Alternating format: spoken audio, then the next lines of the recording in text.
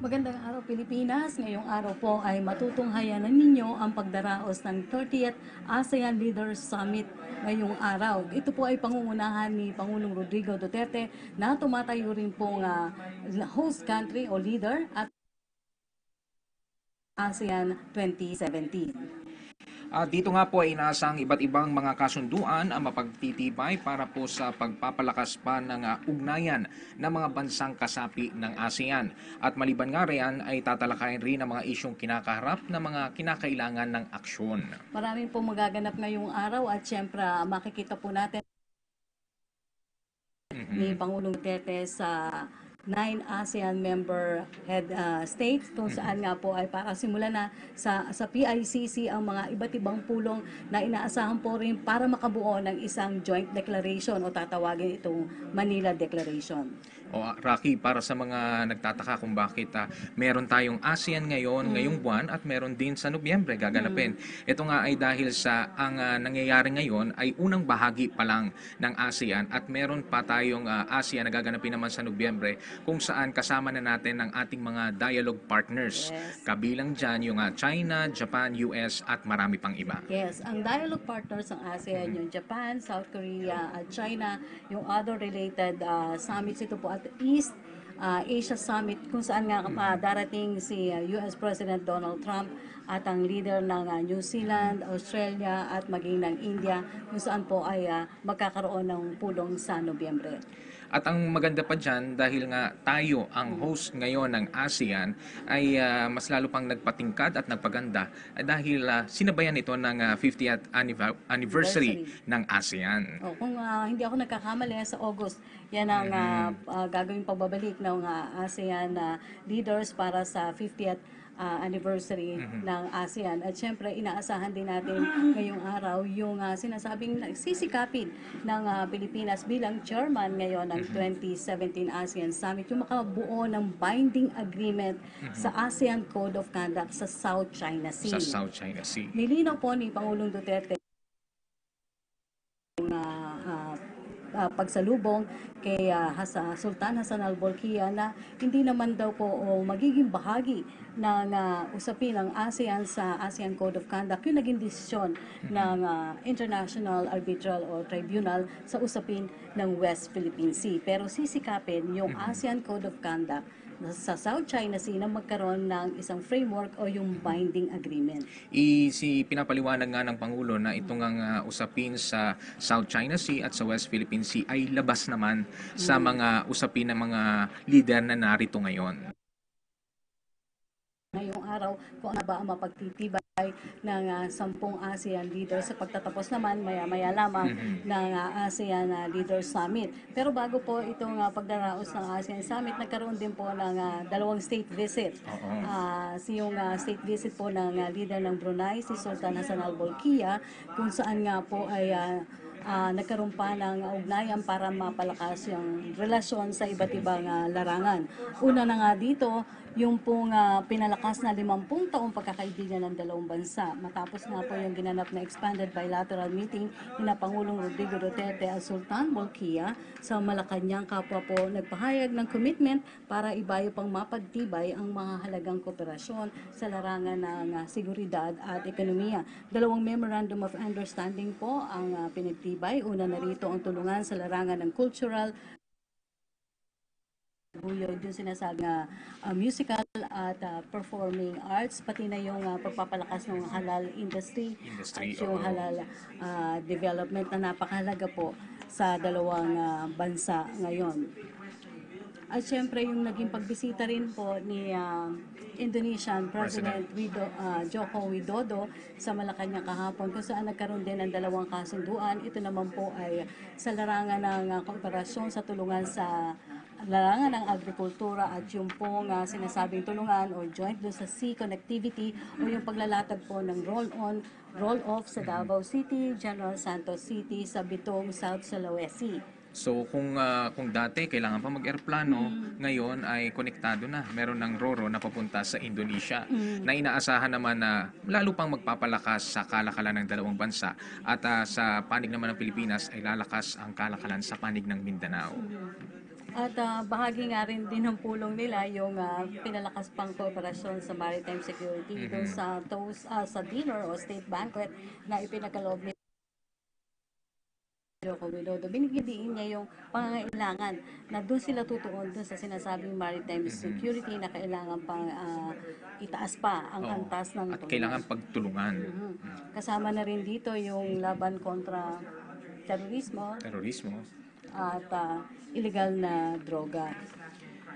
At ito nga sa mga interview kay President Joko Widodo, ito nga sinasabi niya na excited siya na pumunta dito sa Pilipinas at muli nga ay makausap at makapulong si Pangulong Duterte na isa rin sa kanyang parang nakikita niya yung kanyang sarili sa Pangulong Duterte na sabi niya nga, ang kwento niya ay ang Pangulong Duterte katulad niya ay galing sa local government. Yes, pagiging mayor.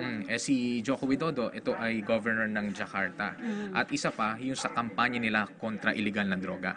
Kasi mahigpit din yung laban dun sa kontra illegal na droga. Siyempre, hindi naman maiaalis na tanungin din ng taong bayan kasi nandito na si President Joko Widodo. Yung pagkakataon kasi na mapag-usapan yung kaso ni Mary Jane Veloso, yung isang Pilipina na nakakulong sa Indonesia dahil sa illegal na droga. Ito po ay naipagpaliban yung parusang Kamatayan. sana. Oo. Kamakailan, ilang araw bago dumating si Indonesian President Joko Widodo sa bansa, yung kanyang ina na si Mrs. Celia Veloso nagtungo po sa Malacanang at nakausap si Presidential Advisor para sa OFW at sinabi nga na sana nga ay matulungan. Pero ang sinabi ni Pangulong Duterte bago ang pagdating o yung welcome ceremony sa Malacanang, sabi niya wala naman siyang igigiit o i-demand kasi ang Pilipinas may respeto sa bawat batas ng bawat bansa. So kahapon, sinabi naman nagpalabas at tinanong ng mga kaibigan natin sa media kung ano na ang nangyari at sinabi ni Presidential Spokesperson Ernesto Abella na wala siyang pagkakataon na malaman ko ito'y nabuksan kasi nung dumating sa Malacanang si President Widodo, nagkaroon silang dalawa lang na pag-uusap bago pa naganap ang bilateral meeting at iba pang pulong. Nagkaroon muna ng seryosong pag-uusap yung dalawa. So wala siyang pagkakataon kung ito ay kung ito ay nabuksan. Sa isang interview din kay President Joko Widodo, sinasabi niya nga na ang papairalin niya at igagalang ang batas na ipinatutupad sa kanilang bansa. Yes. May mga iba pa rin tayong report. Puntahan naman natin yung pahayag ni Pangulong Rodrigo Duterte kung saan binigyan din ito yung kahalagahan ng partisipasyon ng mga mamamayan sa pamamahala sa bayan. Nagsalita ang Pangulo sa isinagawang 14th ASEAN Leaders Forum. May report po ang ating kasamang si Dayan Queret.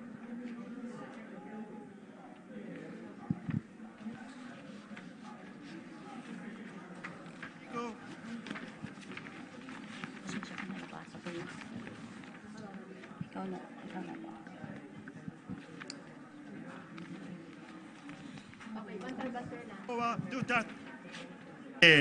Sa isinagawang 14th ASEAN Leadership Forum na dinaluhan ng mga lider mula sa government, business, academe at civil society, ipinahayag ni Pangulong Rodrigo Duterte ang importansya ng partisipasyon ng mga mamamayan para sa isang epektibong gobyerno.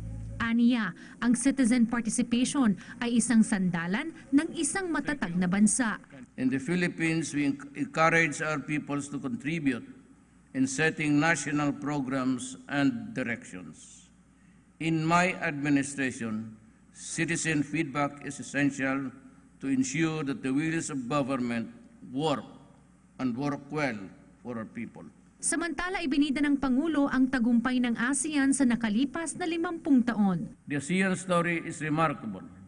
Its success in the past 50 years is evident in how the association has become the driver of regional community building efforts and fulcrum upon which the regional security and architecture balances. Through the years, ASEAN has demonstrated success in building peace and security, facilitating economic growth and social development, and engaging the larger world community. Dagdag pa ng Pangulo, magandang balikan ang mga pagsubok na napagtagumpayan ng ASEAN sa nakalipas na 5 dekada at ito ay makatutulong upang mas maging malinaw ang direksyon ng ASEAN sa mga susunod na taon. Positibo naman si Pangulong Duterte na ang pagtutulungan ng ASEAN member states ay magre-resulta sa mga positibong pagbabago sa rehiyon at mamamayan nito. The ASEAN story is about seeking positive change in the lives of our people. We continue to work together in shaping this positive change through initiatives that significantly impact on the lives of every ASEAN citizen.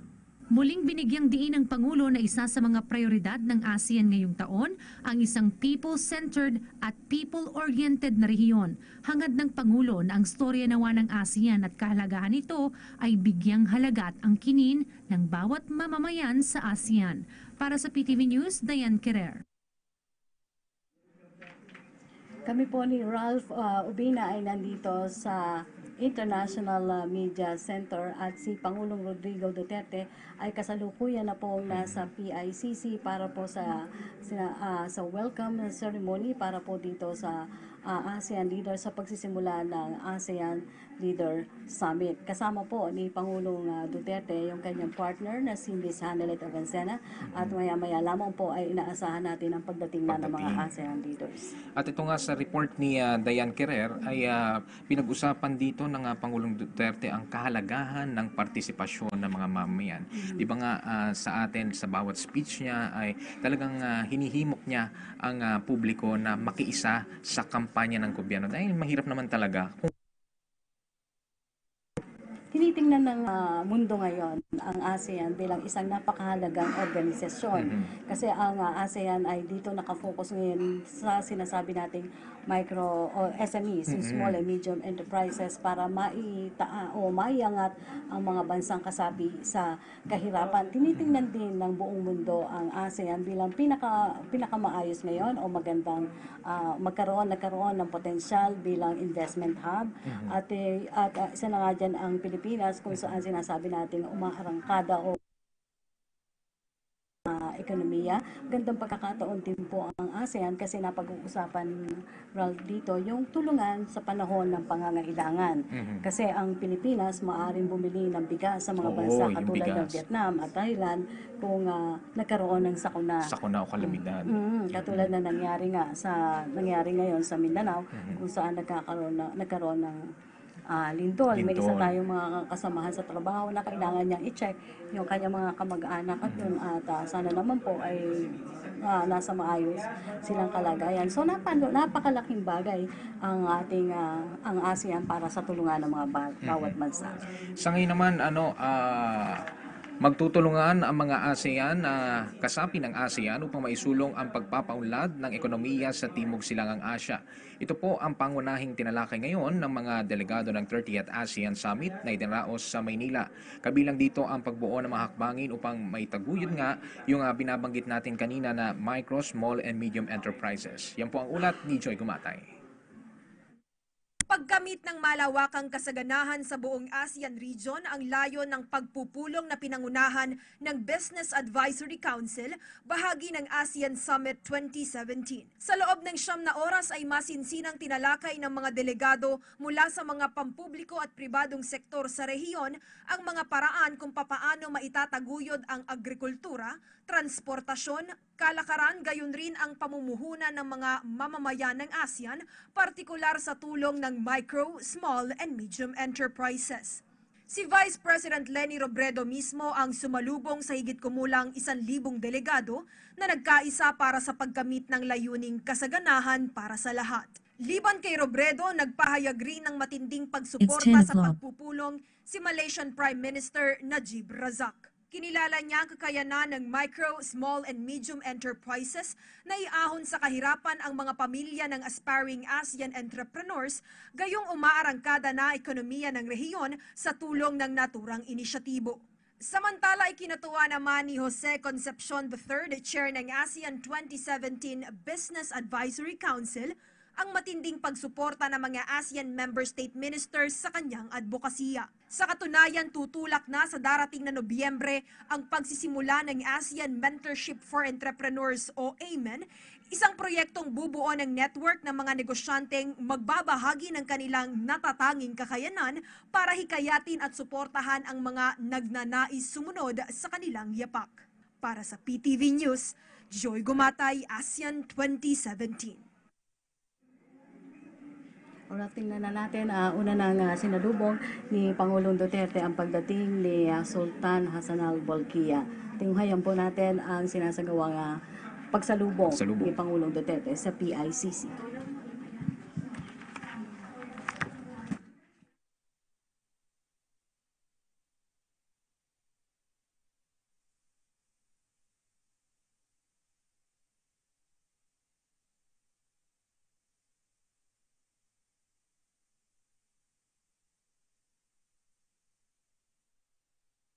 Kung saan nagkaroon nga ng dalawang Memorandum of Understanding na napagtibay. Ang isa dyan yung halal, sa halal industry and development, kung saan magkakaroon din ng mga consultation para ukol dito. At maliban nga dyan ay nagkaroon din ng pagkakataon yung Pilipinas at Brunei na magkaroon ng pagtutulungan sa kampanya kontra iligal na droga. Nagsagawa ng Pangulo ng pagbisita sa Brunei at nung nakaraang taon kung saan nga ay bahagi ito ng kanyang introductory visit bilang bagong leader ng Pilipinas matapos maupo sa pwesto na noong Hulyo 2016 dahil nga sa nanalo sa presidential elections. Tunghayan na po natin ang mga pagdating ng mga ASEAN leaders sa PICC kung saan sila po ay wini-welcome o sinasalubong ni Pangulong Rodrigo Duterte.